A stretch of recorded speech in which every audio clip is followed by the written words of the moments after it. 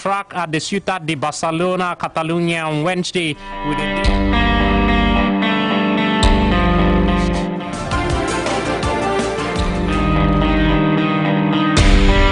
said it is not a situation that we anticipated or that we ever wanted to find ourselves in, and debutant Russell was 13th fastest.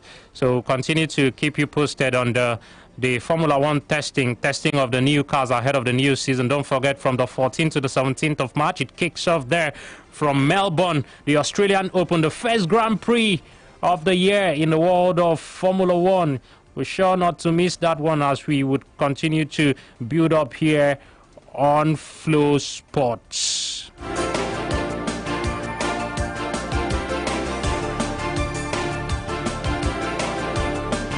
Let's take a little bit of football now before we dive into European football, because we got blockbusters lined up there for us. But just to hold your thoughts there a moment before we head straight to football, something coming in here from the world of golf. And who could this be? Well, it's all about the Ryder Cup. Well, Steve Stricker will captain the United States as they try to reclaim the Ryder Cup as Whistling Straits in 2020. The 51-year-old was on the winning side as a player in 2008, but also played in the 2010 and 2012 losses to Europe. He was selected as a vice-captain last year by Jim Furyk as the US lost 17.5 to 10.5 at Le Golf National in France, their 7th defeat since 1999.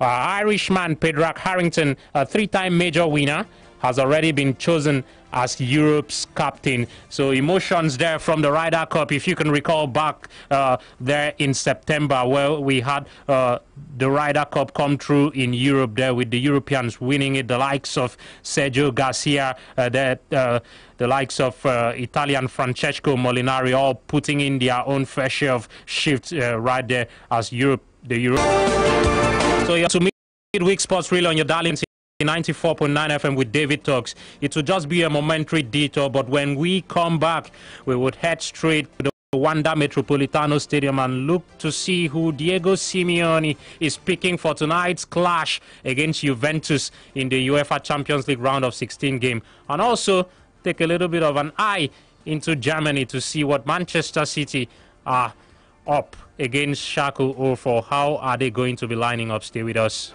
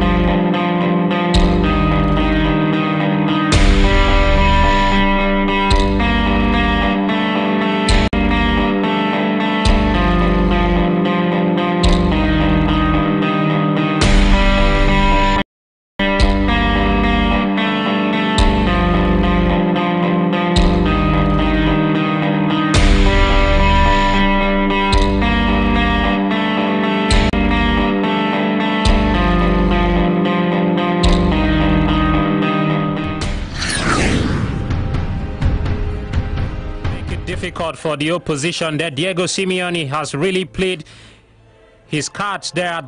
First of all, the Vicente de Calderon, and now at the Wanda Metropolitano Stadium. Due to what I would call a shoestring budget, he has been able to put a side up that has been able to challenge the likes of Barcelona, Real Madrid, and even others in the rest of Europe there.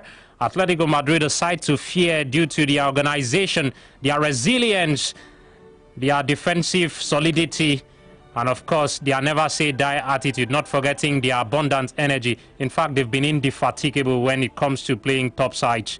But tonight they will have their hands filled up with top man Cristiano Ronaldo returning back to Spain. This time not in the colors of Real Madrid, but in the colors of Juventus. He's not crossing over to crosstown rival meetings, I should say.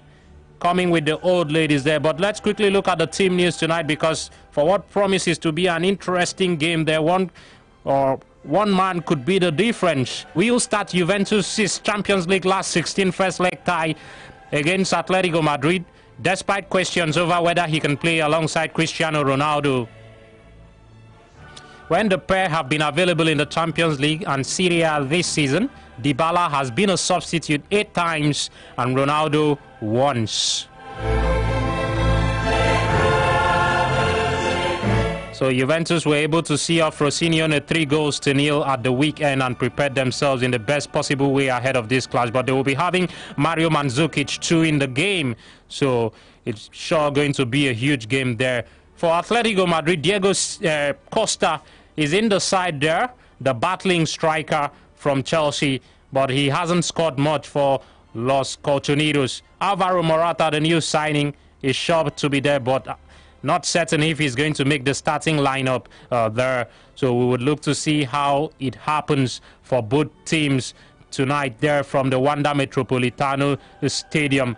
But one man we've not talked about is Antoine Griezmann, who scored lots of goals for Atletico Madrid, and he was wanted away from then the Vicente de Calderon, but opted to stay and sign a new deal with Los Colchoneros, and that has given them a host of opportunities. He is their match winner there and was on the score sheet as they saw off Rayo Vallecano in Vallecas at the weekend.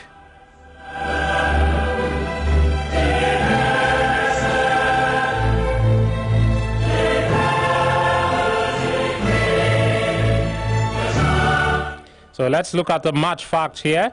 Atletico Madrid have reached the Champions League knockout stages in 5 of their 6 campaigns under Simeone. And Atletico Madrid are unbeaten in their past 12 home games in the Champions League knockout stages, and it reached a record of win 7 and draw 5.